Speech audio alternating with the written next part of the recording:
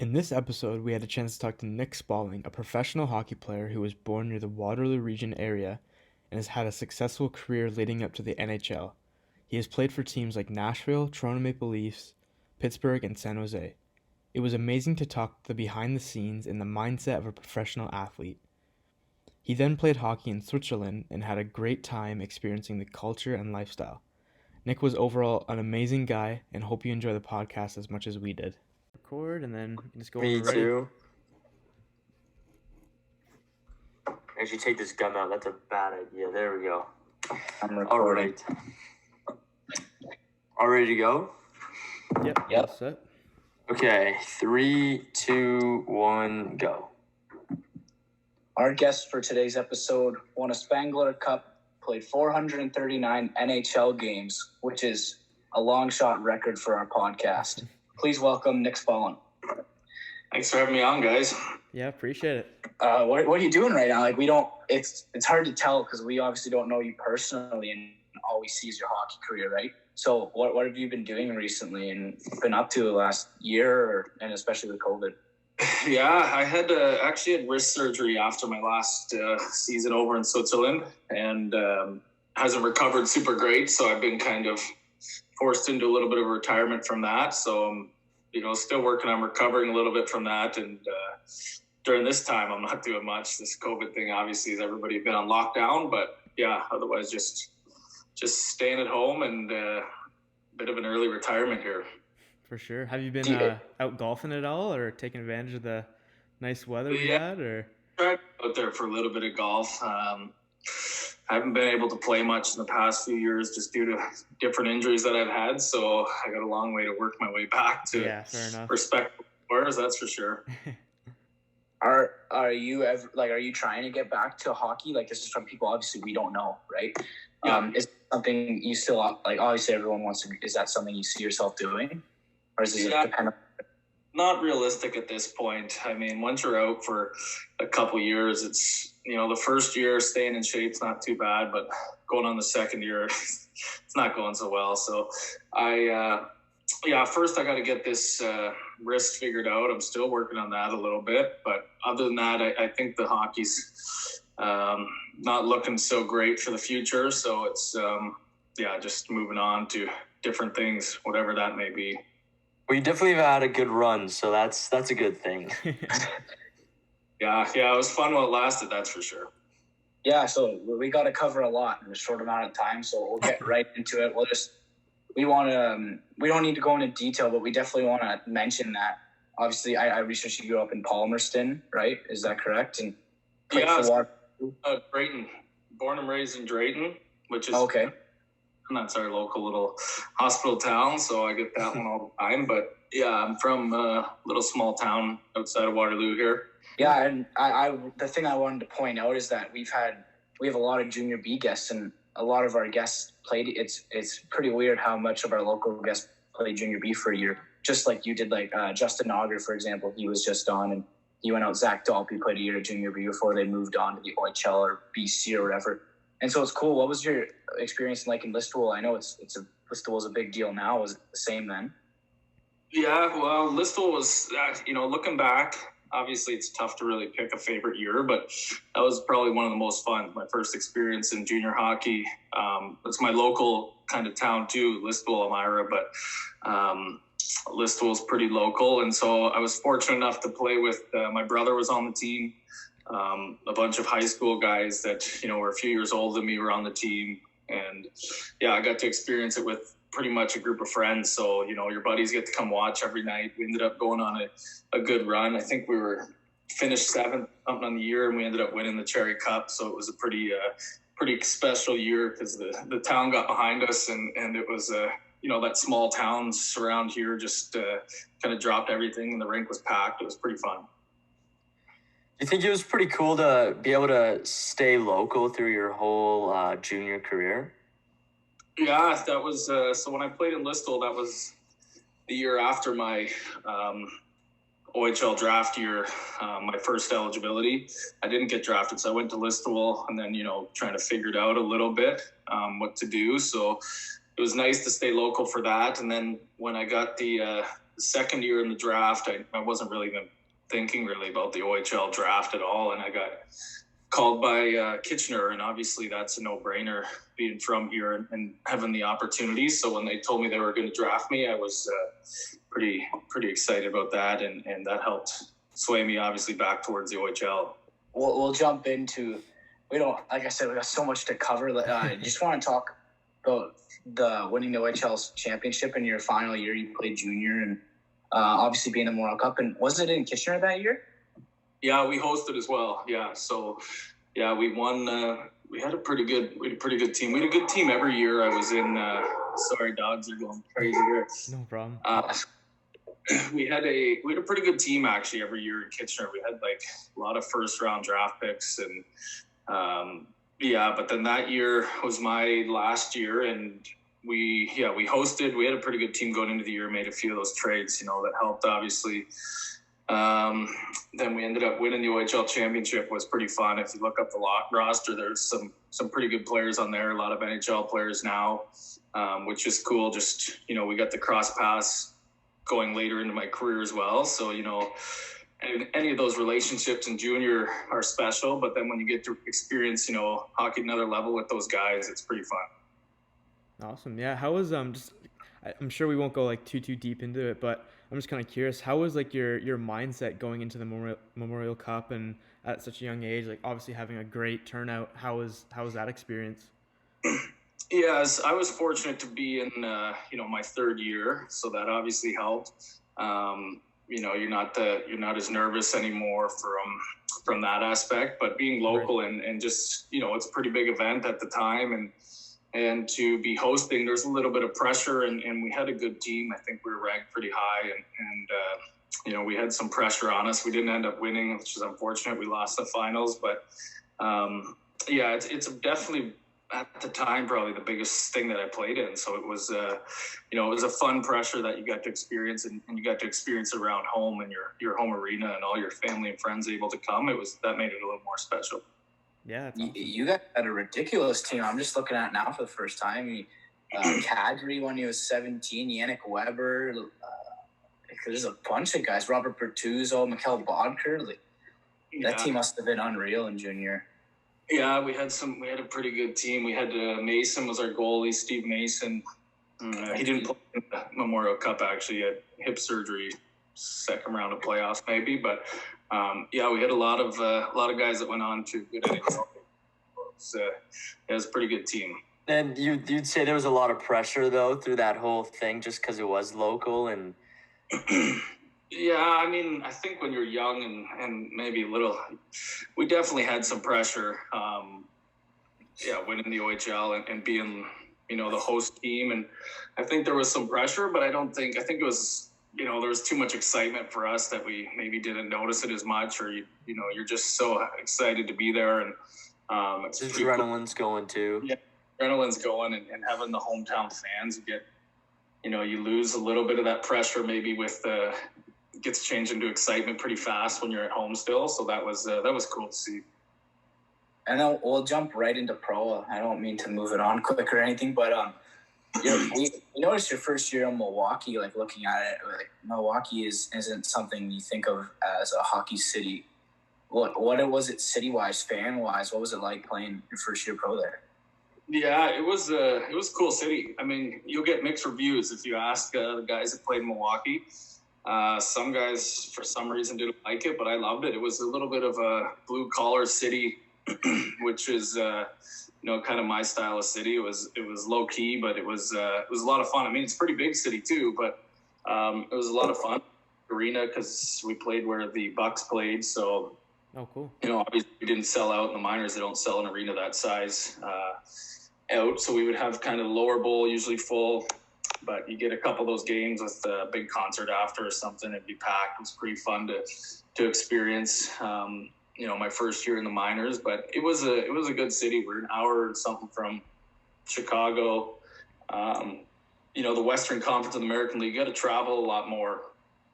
So we had to fly down to Texas. We had to go up to Abbotsford. We had to do a little bit more of that travel, which was a little bigger than the the Eastern Conference, but you don't get to play the Eastern Conference. So it's a bit of a weird setup that way.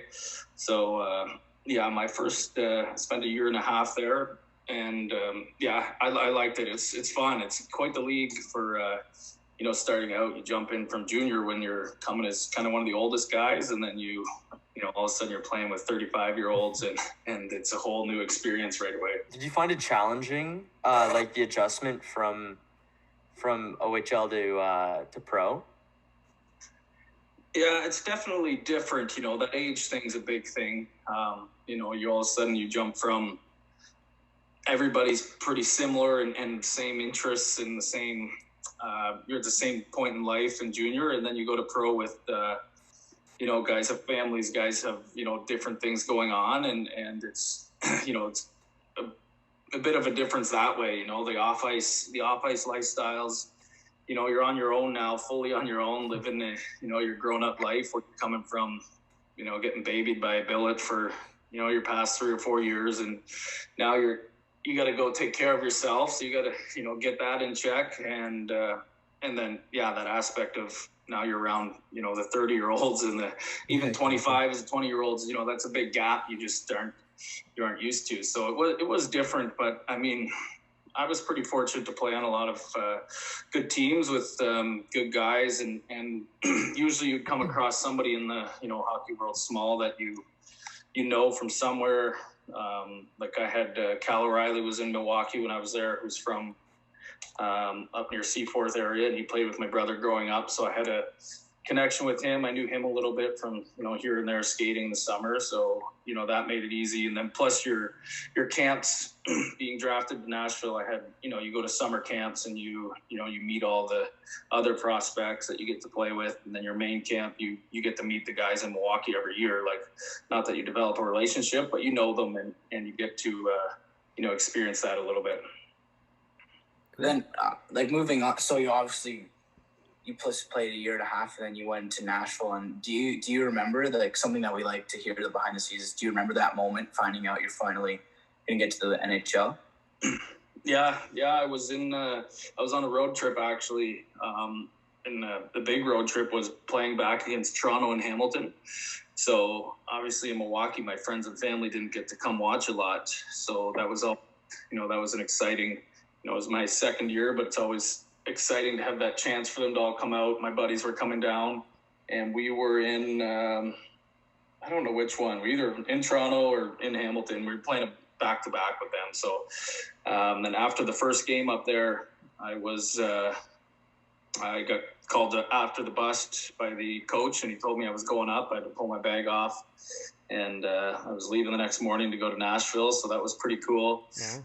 It was an early flight. My buddies were all primed up to come to the game the next day in whatever one, Toronto or Hamilton. So they ended up coming to the airport at like 5 a.m. for my flight, probably straight from the bar in Toronto. And so I got to see about 6 of them see me off, which was pretty cool. And then flew into Nashville that day for the game.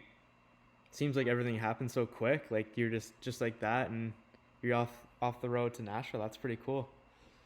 Yeah, it happens fast. Like you just all of a sudden you get that call, and usually it's an injury, right? So you got to go up and it's within the day or 2 days, and you got to leave to go up. And I was fortunate that my my brother and dad actually hopped on a flight later, and they came down and saw the game too. So that was pretty cool. Oh, okay, awesome. Now we've asked this to a bunch of our guests so far, but did you find it kind of like an unreal moment? Like the goal for everyone is to make it to the NHL, but we know that not a lot of people are able to do it. So being able to actually make it, did you find that a really cool or amazing or disbelief situation? Yeah, it's hard to put into words. I would say that first step of being drafted is you have this feeling of making it, and you just it's gives you that false feeling of kind of making it, although there's a lot of work and a lot of guys get drafted that never play. And so you get a little bit of that false feeling of you've already made it, but it's exciting. I mean, it's still fortunate to be drafted, but to actually get the call and to go up and when you go on the ice for that first time is when it fully sets in. It's yeah, it's a pretty cool experience. You don't, you're nervous. You barely remember what's going on. You don't know anybody. So it's like, you're playing with guys like, my first game there, I had, Steve Sullivan was on the team, Jason Arnott. Obviously, some younger guys were Shea Weber and Ryan Suter, guys like that. So you're pretty intimidated going to the locker room. You've watched some of these guys for years, and it's a pretty intimidating spot to be. But you just kind of take it all in, and you don't even remember. You don't even remember the day after you're done. You go home to bed, and it's just a big blur. Something that I would like to add to Keith is it a relief in some way? Like, like you're trying to play in the NHL when you're in the OHL and you're in the AHL. Like, you're just like, I want to be in the NHL, and then you get that phone call. Is it a relief? Yeah, I mean, that's a good way to put it. I think, when you're playing in the American League, it's a grind of the league a little bit because everybody's playing to get called up. 80% of the players are playing to get called up. Some of them are American League deals, or some of them are on East Coast American League deals. So maybe they're not hoping as much or thinking as much are going to get called up that year. But, everybody else is wanting to get called up. And, you see guys get called up while you're still playing there. And even though, they should be getting called up, you still, you do want to be called up. So when it finally happens, it's definitely a relief. It's it's a unique feeling. It's that's a good way to put it. It's a mixed emotions, but you definitely have a little feel of relief just to get that call and verify that you kind of made it. Yeah, did you were able to play 4.5 seasons with Nashville after that? How amazing was that experience and that fan base? And was the atmosphere really crazy as well? Yeah, it's amazing. The city in general is awesome. The arena, I mean, I think it was kind of an undercover city. I didn't even, when I got drafted, barely knew where it was, and I didn't know much about it. The arena, I didn't know much about their team, to be honest. And then when I got down there, they were their fans were probably one of the loudest in the league. They were crazy. They loved it. They just loved the hockey. They didn't, at the time in their early years, they're new franchise relatively too at the same time. So they're probably still getting the hang of the rules and all that stuff, but they were just fully into it, cheering. They cheer right through the TV timeout in the third period, which was pretty cool. They cheer like crazy. They were a really cool fan base to be part of. And then the city was, my favorite by far. If I was American, I'd be living in Nashville for sure. But it's a really cool spot. That goes right into the next one. I'm a huge country guy. Nate and Keith are a big fan of country. Assuming you are from where you grew up, but was that also a big bonus? Yeah. I wasn't a huge country guy. Maybe when I started there, and country was just becoming big then too, right? It was popular, but not crazy popular.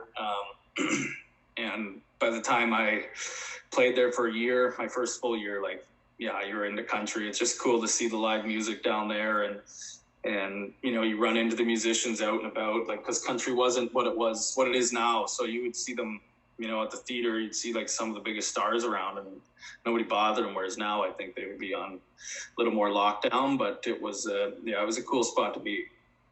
Cool.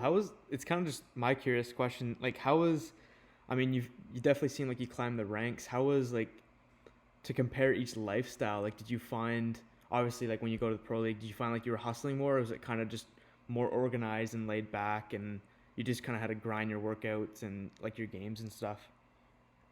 Yeah, I mean, there's obviously, it's a definitely more of a grind in the American League. There's just a bunch of differences from the way you travel to the way your schedule. You just don't, once you get up to the NHL, it changes completely. We're still bussing in the American League for 4 or 5 hours to some games. You're flying commercial and all that stuff. So then once you get up, it just is that much easier. You fly to every game, you come home after every game, or, depending on the road trip, but it almost is the higher level you go, the easier it gets. Not necessarily on the ice, but to an extent also on the ice, because you're playing with better players and they're just that much better, and they understand the game that much more that you it just makes it easier for everybody. So it's almost easier to play once you get up there. The American Leagues, obviously, everybody's trying to get called up, so everybody's going 100%. And sometimes it causes a little bit of guys to run out of, just going a little too crazy, and it makes it tough because it's a battle down there. Whereas once you're up, you just have a little more of, those security. really high-end skill guys that you can't be going as crazy. And so it's a little more of a controlled game, which is, nice to finally get. Once you get there, it's nice to be a part of that. Yeah, I bet. That's awesome. And then the last thing before we move on from Nashville is you mentioned that, like, something that obviously huge name, Shea Weber, and you said you're kind of with a younger Shea Weber at the time. What was he like? I don't know. I'm assuming he was a captain by the time you were out of there. And what was he like? That's a big name that all of our listeners know. Yeah. We had a couple big names, but he would be probably the biggest just due to Team Canada and the type of player he is and the type of player he's became since then. But yeah, he was a great guy, small town guy from out west. I was fortunate that he was definitely helped me out a ton in my career and my journey down there. He let me stay at his house most years before the season started for finding a place. I lived with him during the lockout, so I got to spend quite a bit of time with him. And he's just an easygoing guy. And as a player, I think you've seen just the incredible competitor he is. He's that guy that nobody wants to play against, and he's got obviously that rocket of a shot as well. So he was in Nashville for a while. It was pretty tough day to see him get traded. I was already gone, but he was definitely there for a long time and a huge part of that team and a huge part of kind of their success that they've gotten to today. That he brought them a long way from being that new team in the league to becoming competitive. So I think he was he was that guy. He was a captain for I don't know how many years when I was there, 2 maybe, and maybe 3. And he was an easy example to follow. He just didn't say a ton, but you just watch him play every night, and it was you couldn't help but work hard from watching that. Then moving on to Pittsburgh, like, what was that even like? You're going in. You said you already had that moment where you came in, all of a sudden you're playing with these stars, but Pittsburgh obviously has been stacked for the last 10 years. Letang, Malkin, Crosby, obviously. What was it like first originally, like, starting to practice with those guys every day? And were you upset to go to Pittsburgh from Nashville at the start, or was it like a good trade? Yeah, it was mixed emotions a little bit. I was, I love Nashville, and it was just a very community feel. The city, I have tons of friends that I still talk to from Nashville that didn't play on the team. We were just kind of a part of the city, which was really cool. It's a city that I continue to go back to. I just really like it. So it was tough to leave that. And the team we had was a very close team. Obviously I spent time there, but you're so close that it was tough to get traded. And I was coming off my best year yet. So it was, that made it a little bit tougher too. But I mean, that's where you notice the business side of the game, which is part of it. That's the part you don't maybe think of when you're a kid, just think about the NHL, but there's the business side. And sometimes you gotta, I know when I got traded, it wasn't, there was no hard feelings. And I talked to the Nashville GM and he just said it was, one of those things that you had to be added in and it's the way it goes. But, then, I mean, you're disappointed to leave, but you're also excited just knowing the potential in the team you're joining. Like, Nashville was still a little bit of a lower budget team when I was there. They didn't have they were just starting to get the financial support they needed to kind of push them to that next level. Whereas, you're going to Pittsburgh where it's, the history of winning there is incredible. It's crazy. So you're just, you're joining an elite franchise right away and those stars. So there's definitely excitement to go there. Not that, but still some disappointment to leave, And what can you tell us about Crosby? I've said on this podcast, if we get Crosby, I'll stop doing it. But what can you tell us about him just every day or as in the season, just anything? I get asked that pretty much by everybody. He's like, no matter if it's a interview or just a kid that you see at some sort of event, or even the parents, people that I see at a hockey school or something, they ask pretty much the first question, like, what was it like? But I mean, it's the typical answer, but he's a great guy. Like, I mean, I don't think you can ask for a better guy to be the ambassador of your sport than a guy like him. I think the kids can look up to him because he is, he is that good person. He's a good guy, and he works hard, and he earns everything that he's got. So, I mean, that's kind of the perfect guy to be, the role model for your sport. He's not getting in trouble. He's not out doing anything crazy. He's living his life. He's having fun. But I mean, he's a little more private than some people maybe like. But it's just that's just who he is, and he still likes to go out and have fun. But he's just a good guy, low key, and great for the game. This is really putting on you a spot, but in Pittsburgh or really anywhere, did you have any pretty funny money on the board scenarios, or you hear the stories on Spit and Chicklets of when Crosby was on about Whitney when he was on Pittsburgh and they're dropping thousands just in warm up? Like, do you have any crazy stories from Pittsburgh or any team? Like Nashville was probably the most guys like per night. We'd have to put money on the board for silly things, like, but it was lower amounts, which was nice. But like, if you got to change your helmet or you did something stupid, if somebody would call you out and you have to put money on the board. It was just kind of a joke, like more of a for fun. Well, I mean, it's for fun everywhere, but a little bit more of a joke there. Then Pittsburgh, I don't remember anything too crazy, pretty normal. Toronto was the highest for sure. They would put lots on there. Some of the guys would, there'd be times, I don't know, like how much. Sometimes they get pretty heavy, but there'd be some pretty big amounts put up there. I got a bad memory for stuff like that, but I mean, No problem. I know Toronto was definitely the one where you can see the boys spend it up a little bit more. It was pretty eye-opening, but those ones, they put it on less. It would just be for major events. Whatever it is, something big happened, you'd have to put money. Could you explain it a bit for our listeners who don't know, and Nate and Keith probably don't know what we're talking about? Yeah, well, it's not even an easy thing to explain because it's different, but it's basically, if something happens, usually it's the most common is if your family's in town or you got friends in town or something. The team, you have to put money on the board, which is you put an amount on the board. And most teams, there's a minimum that it's like whatever it is, $300 on the board. And if you win that game, then you have to pay into the team fund, which is the team party fund, or the team party fund. You pay them, and then it goes towards whatever your next team dinner or your next whatever. So, and it's different things. There's been some, Nashville was the funniest ones. Like, it was literally anything. You'd get guys up there, like, who knows? It'd be somebody, and it goes around the room. You'd be sitting before the game, and somebody kind of calls somebody out under their breath, and then a couple guys get on them, and then it would be, you just feel guilty, and you got to go up and put some money on the board. But that's how it works. I don't know where it started or why it started, but if you lose the game, you don't got to pay. So I guess the theory is you're wanting the teams, to lose.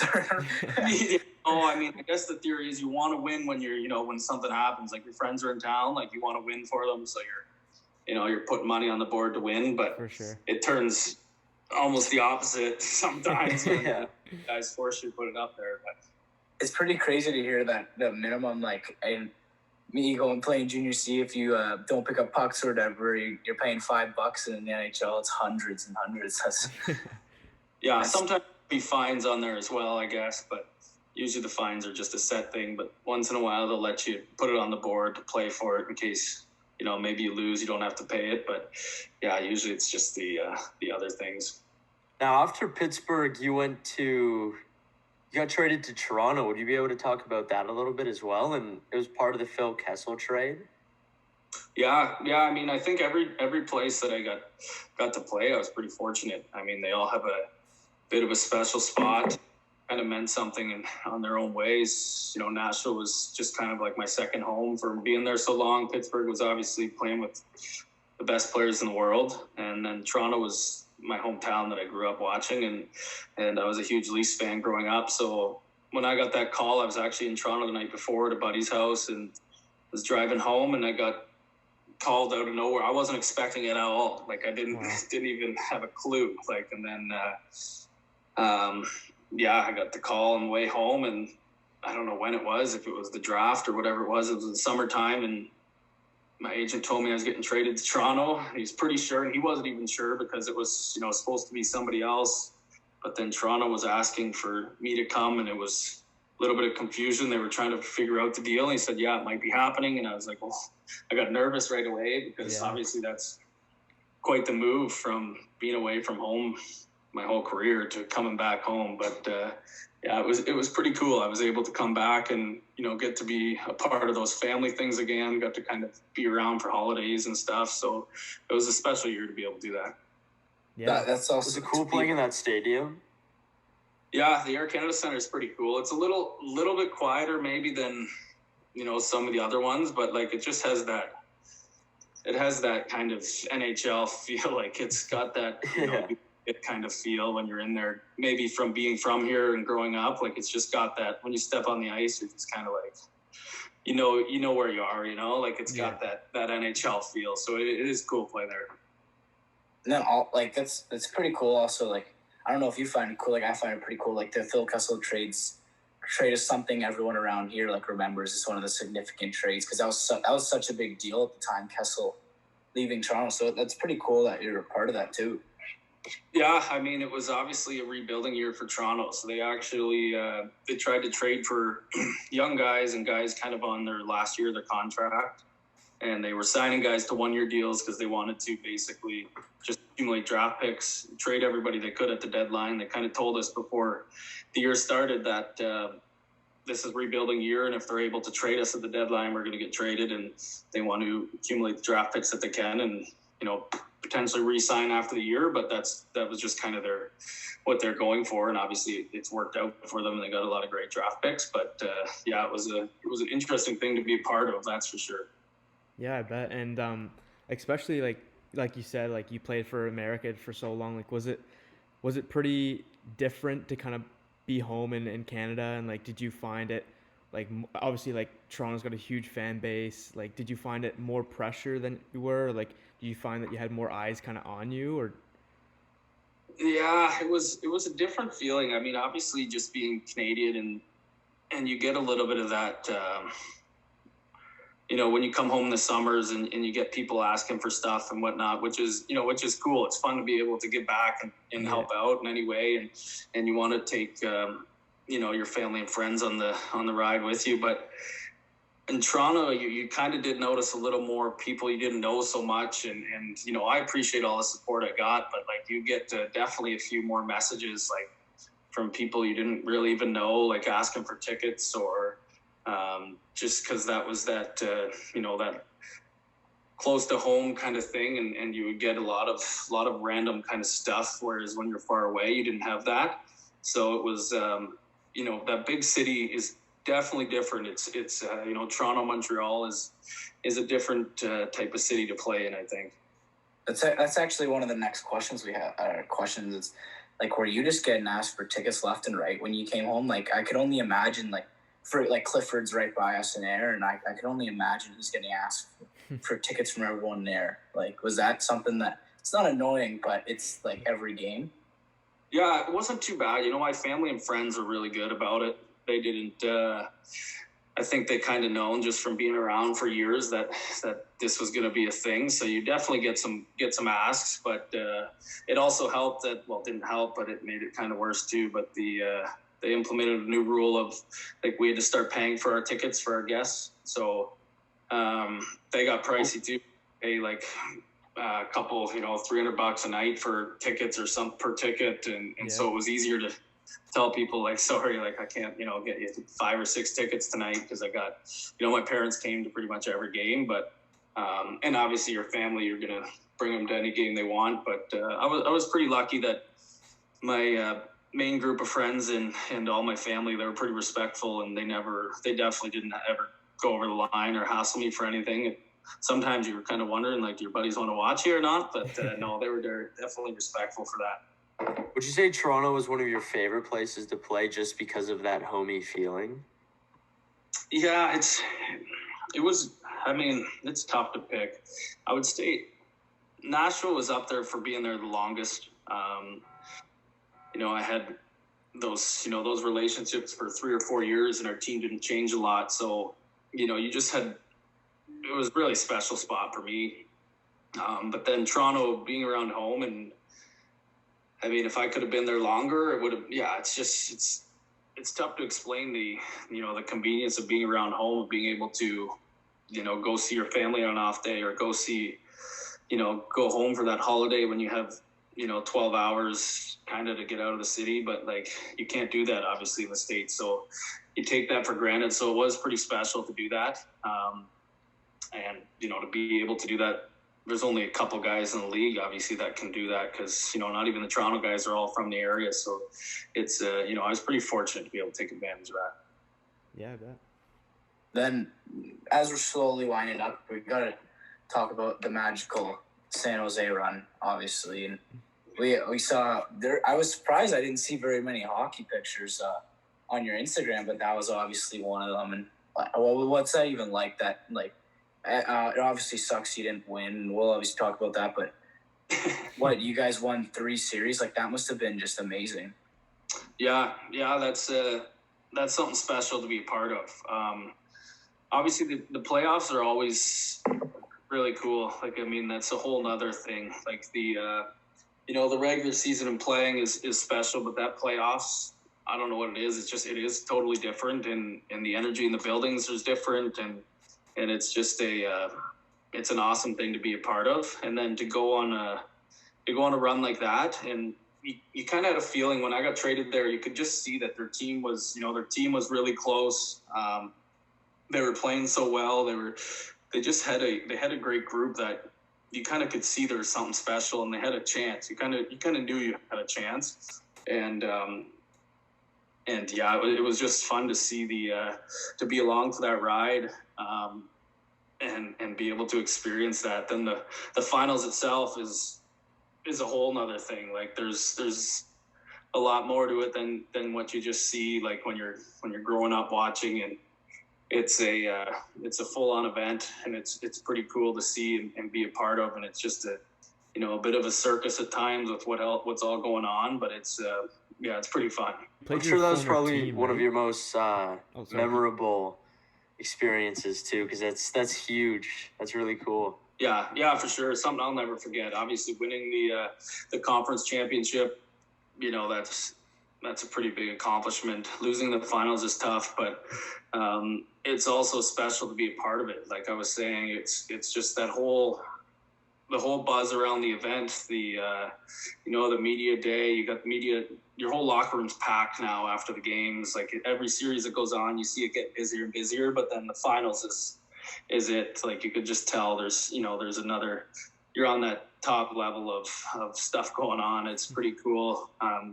It was a cool experience to be a part of. You can't ask for much more than that, except for winning it. But it was still, it was a lot of fun to be able to go that far and just see that lifestyle of the finals and just what it really all involves. It was pretty cool.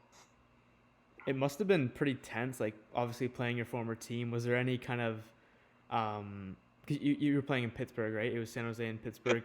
Was there any, like, players that you've kind of bonded with on Pittsburgh that you were playing with then? And, like, was it awkward, or how was that experience playing your Yeah, no, it wasn't team? Awkward. I actually we played Nashville that season too in the playoffs. Oh, okay. So, I got to go through 2 of the old teams, which was, but it's just, during the season, it's totally different. You play your old teams, it's a little more, you're laughing, joking around, but the playoffs is, everybody just kind of knows it's playoff time, and you don't have that, so you can tell it's not the same joking around atmosphere, and it's just, it's more intense. It's not, you barely feel like it's really the team you used to play for, and you just know it's the other team at that point, and you're just kind of playing.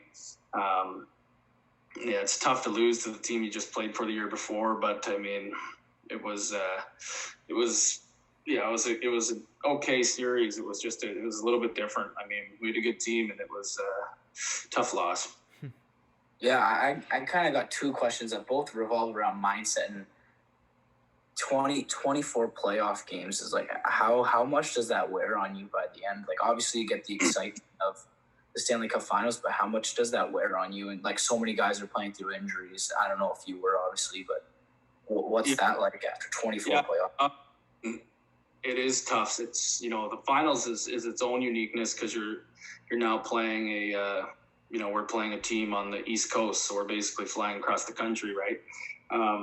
So that's a whole nother thing when you get to that stage. But just, the playoff time, we were lucky. We were fortunate to win the first series in, I think, 5 games. So you get a little bit of a break in between series. And then the next one, I think we played St. Louis, I think.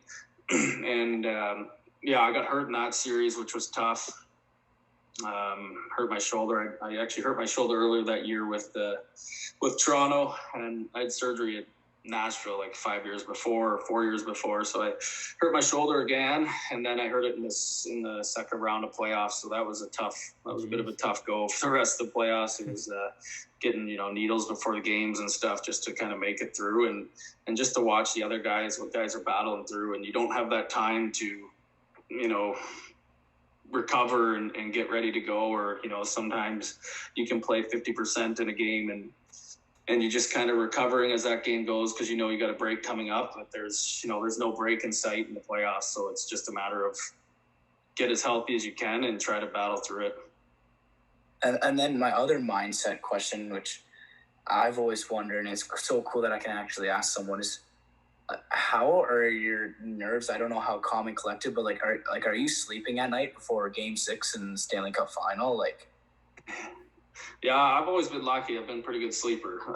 But I mean, the nerves when the game time starts. The first game is something like just to hear it all and what you're going out for, and then the whole show before and the announcements and everything when you're coming out on the ice, and you just you got the mural painted on the ice, the finals and everything, and it's just your nerves in the first game are pretty high, and then obviously once you get down is a tough one too. Now you got to win, so that's a tough. Nerves are high all day that day. Like guys are definitely on edge. Everybody knows what's at stake, and nobody wants to say it. So it's a pretty highly intense moment for any team to be a part of a situation when you're down, but when you're in the finals of the Stanley Cup, it's just crank way up.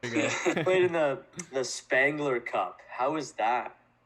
And winning that must have been a relief too. Yeah, I get the question a lot. I mean, it was quite the career path to go from the finals to the Swiss League there, but so I had some problems and I needed surgery after that year, and playing into the finals gives you that whatever it is 2-month break, and I was a free agent, so it was a little bit of the it was just a bit of a tough year for me. So re-signing over here, needing surgery was kind of the mixed thing. You're getting some minimum offers and different things like that, and not knowing I don't know if you could play through the shoulder, and not knowing if you want to in an 82-game season. And then it just kind of came down to what I thought the body could handle, and the realistic side of some teams didn't want to sign you because you needed surgery, and then some teams wanted you to get surgery and then sign. I've already had the surgery, so I just didn't know fully how that would hold up. So the decision to go over there with the less games was kind of appealing. And then I was with the potential of coming back if all things went well, or possibly get surgery over there and come back the next year. But I had the opportunity to play in that Spangler Cup, which was, to be honest, I didn't know that much about it. I knew it was on TV every year around Christmas, and I didn't watch it a ton growing up. I seen a little bit when I think some of the ex-Rangers were on it a while ago. But to have that experience and be a part of Team Canada for the first time, it was pretty fun. They treat you first class. I had a couple buddies come over and experience with me. It was pretty fun. What was it like? I hate that. I'm sorry I keep asking you what everything was like, but How awesome was it playing in Switzerland and living in Switzerland? Like you said, the less games you get to, I don't know, go on ski trips wherever you wanted to, right? Like, it was like quite the eye opener too. I mean, the hockey's great, and the level of hockey was awesome, but the lifestyle was amazing. Like for me, it was exactly what I needed. At that time in my career, my life, it was kind of you got your time off and you could go do anything. Like it was they treated us really well in that aspect. We were we get a day off or 2 days off. We could go to some town in the mountains and go hike around, and like we were just taking off doing whatever. We got 2 days off. We would fly over to Budapest or something. Like we were getting like traveling all over. Me and two other Canadian guys, one American guy, another Canadian guy were on the team. You're allowed 4 imports in Switzerland, so we had three other North Americans, a few other North Americans that were Swiss passported, but we got to travel a lot and obviously play the hockey is what you're there for, but to experience the traveling was like awesome. Would you say it was? Would you agree that it was like a bittersweet moment leaving the NHL then, just because of the injuries and all of that? Yeah, at the time, I would say I wasn't really thinking about it. Like, I was more so just, I played enough, and I was kind of like, I don't want to battle through this anymore at the time. I almost had the opportunity to come back at the end of the year to San Jose again for the end of their season, my first year. But then we ended up making the playoffs in Switzerland, and I had to kind of fill out a few things there contract-wise, and we, weren't able to make it work. So then after that, I was debating because I had kind of a 1 year plus one there, and I debated coming back or staying, and just the lifestyle and what I was looking for. It was just such a great spot to be for kind of, I don't know. Hockey was obviously first, but it felt like it was kind of even to, traveling and doing other things and playing hockey. So it was a nice spot to be. But looking back, it's it is tough to have had to leave and in that way and kind of end the career that way, I guess, over there. But at the time, and I'm still kind of happy I did. I mean, it was an awesome spot to be in Switzerland, and I got to experience so much outside of the hockey world that it was amazing. Yeah, I bet that'd be an amazing experience for sure. And I don't want to take too much time. I feel like we kind of ran throughout your whole career, and that was great. Obviously, talking to you. I don't know if we have any last. Wait, before we end. Yeah. We just missed the one big question, but I think we all want to know too. Is what was it like living in Switzerland? Like you kind of touched it, but compared to Canada, like would you say it was really awesome? Yeah, like it's different. I mean, I lived in the French side, so they have a French side and the German side, small little Italian portion of it, but mainly French and Swiss German. So I was in Geneva, which is the French side. You're kind of surrounded by France a little bit. So the lifestyle is completely different. Like, I don't know if you guys have been to Europe, but it's like everything's closed at lunchtime except for restaurants, and restaurants are open, and the restaurants are all closed at 2. Wow. So if you get out of the rink late one day and you want to go for lunch, it's hard to find a spot. They're all closed at 2. So it was grocery stores are all closed on Sundays, nowhere to get food. You have to go to the airport or something. And so you have to get used to a few of those funny things. Over here, you take for granted, you get back late from a game Saturday and you wake up Sunday wanting to go get some food for, make for lunch, and you just don't even think about it. You got nothing in the fridge and you got to go, whatever, some little shack somewhere that's open, but there's not much. It's they definitely have that typical saying of, they work to live and we live to work over here. They're just, they take their holidays for a few months, and they're, it's pretty cool culture to be a part of. It was a great experience. You get to kind of experience life a little bit slowed down, a little more appreciative over there in a way that, and the scenery is beautiful. I mean, the mountain ranges everywhere. You get to drive through and like I said, they get you a car when you go over. So you get to, anytime you got a day off or afternoon off. You can drive, I was like 50 minutes to Mont Blanc down in France. You can drive anywhere and just rip around. It was pretty fun. Was there a language barrier? A little bit, yeah. Like they all, French people, they all say they don't speak English, but they usually speak English better than I speak French. So you can usually get by with telling them. They usually would understand you, but in the grocery store and stuff is the hardest because there's no English on the food or any of that stuff. So you had to like get your Google phone translator out a little bit, or you try to ask somebody and they would be a little bit confused because I think there's a little bit of a difference in the food, speaking with the food language than there is just talking. They can usually understand you. So sometimes at a restaurant or the grocery store, you get a little bit of trouble, like trying to get the right thing. I ordered pizza one of my first weeks there. It was pepperoni pizza. I was like, oh, perfect. Brought it home, and I'm a picky eater. And it was all peppers, yellow peppers. There was no meat on it at all. I was like, terrible. But it was, so there wasn't, it's manageable. And you get a couple of the buddies that are English and everything. For some reason, Swiss hockey guys speak great English, like all of them. Even the guys that came over here, they're like really good at English. So that makes it easy. I don't know why they're so good at it, but they're like speak it just as good as us. Our last question to wrap it up is what do you see yourself doing next? What I don't know. What do you see in your future? Yeah, it's a good question. I mean, I don't know. I mean, I want to stay involved to a certain extent. I haven't quite found out what that is. I run a little hockey school back in Drayton now in the summers, the past 3 or 4 years, or maybe more, whatever it's been. But yeah, it's figuring that out. I don't know. It's gotta. Luckily, this COVID thing puts no real rush on anything, so that helps me delay my decision. But try to stay involved for sure, some way. I enjoy helping the younger generation out and see if I can find somewhere in there. That's great. Yeah. Wish the best of luck to you. Again, thanks for coming on. It was great to hear your story and really appreciate it. Yeah, thank you so much. Yeah, I appreciate it. Thanks for having me on.